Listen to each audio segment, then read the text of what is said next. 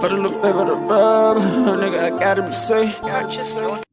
Let's get to sports talk. Yep. Look, Christian McCaffrey is all world. He's a beast. There's no question about it. And I'm not saying it's fair or right. I'm telling you what is. This is how it is. Running backs you can justify drafting high up in the first round, even in my opinion.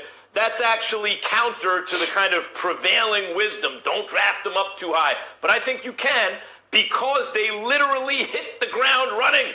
And also, figuratively, are immediately they hit the ground running. They're just about an elite player from their rookie season if they're great backs. This is not like drafting a left tackle or a quarterback. You got to develop them. Running backs are already great as rookies. We've seen it in recent years. Ezekiel Elliott, Christian McCaffrey. By the way, Saquon Barkley. There are others. So you get value right away. And then by the time it's time to pay them, you can franchise them a couple times. They pay him this much money, and this is why he's the highest paid running back, because he can do multiple things. You could line him up at wide receiver and use him like that. Or you could do a wildcat play with him and he could throw the football. It's multiple things that they could do with him besides run the football. And that's why they paying him, because all the stuff he could do for them. Not just run the football, he could catch the football as well. And that's why they made him the highest paid running back, because he could do multiple things.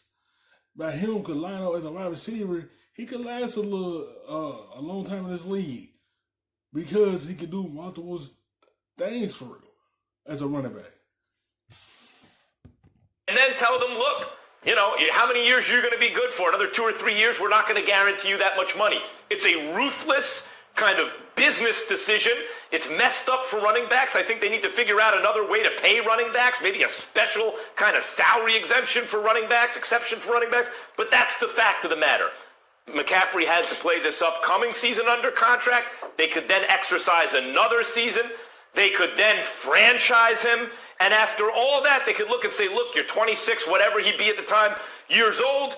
They got all the prime production out of him already and say, okay, you know, we'll guarantee you for 2 or 3 years. It's messed up, but that's the way it is. And don't tell me all about how he's also receiver. That's obviously true. He's all world at everything. I get it. But the issue is not that receivers get paid more simply because what they do is more valuable. That is true, because you could line him up and he could do that. He's a reliable wide receiver / running back. You might well say that. He can. That's why he's getting this much money. Of course they was going to wind up paying him. He's a key part of that team. And he's a valuable player, so they was going to pay him to keep him in Carolina, because he's a safety blanket for any quarterback that's in the backfield with him. Because they can hand it off to him and rely on him to run the football well, and they can rely on him catching the football out of the backfield. Or you can line him up outside, and he's a reliable wide receiver as well. Valuable. The issue is they don't get as much wear and tear. But because he's running the ball, there will be wear and tear. Look at the Gurley deal. There are many other examples.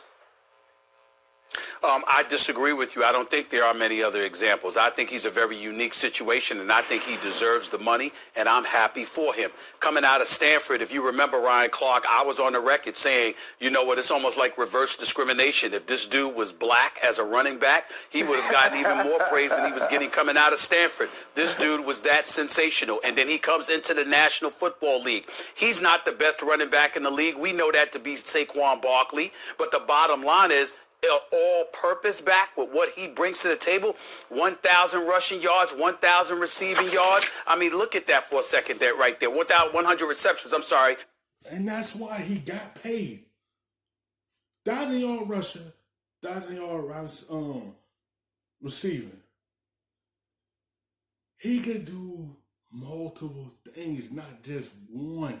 That's why he's really not going to have that much wear and tear on his body, because how they can utilize him so much on that field, and he can do multiple things to keep that wear and tear off of him.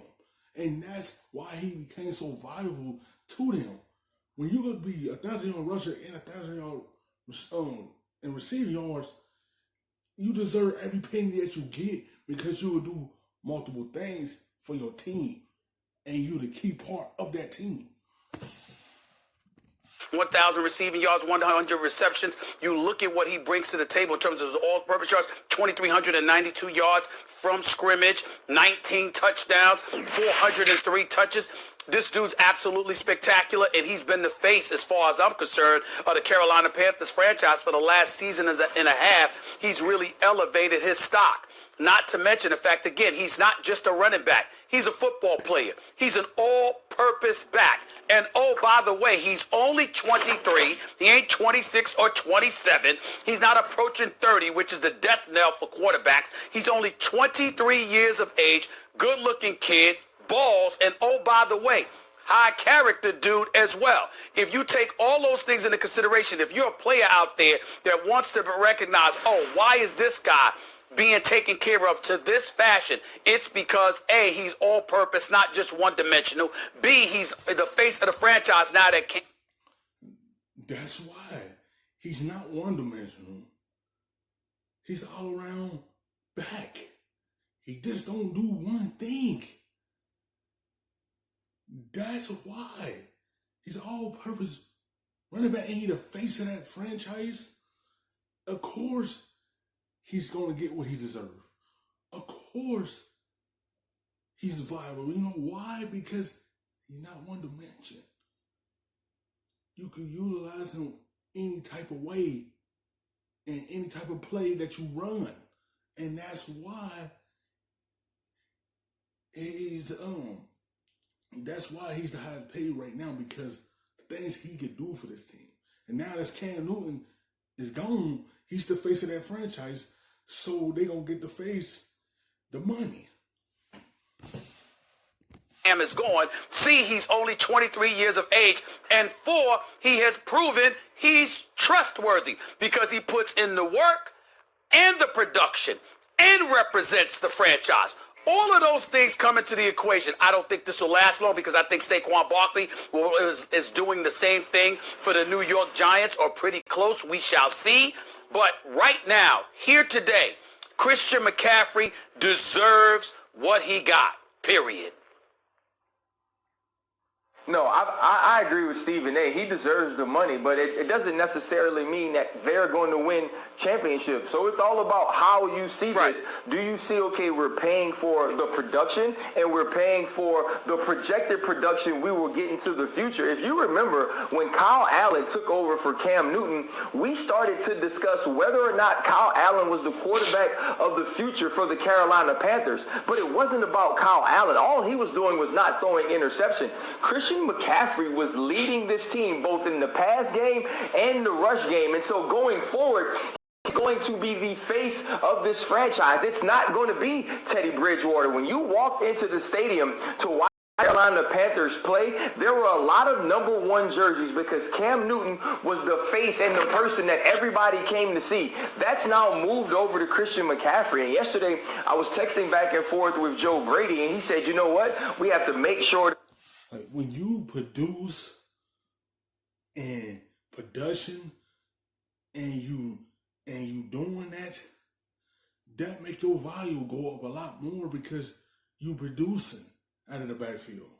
If he wasn't producing, he wasn't got this contract. They would have waited and see how he was gonna do on his last year of the contract. But since he produced in both in rushing yards and passing and wide receiver yards, that's why when you produce, your money rise because they could trust you on so many levels because they know you Mr. Reliable.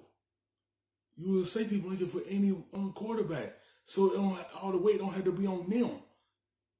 And you can take it all off their shoulders and have the defense guessing what they're going to do because all eyes are going to be on McCaffrey. And that's going to open up everything for Bridgewater to see the open lanes to throw the football.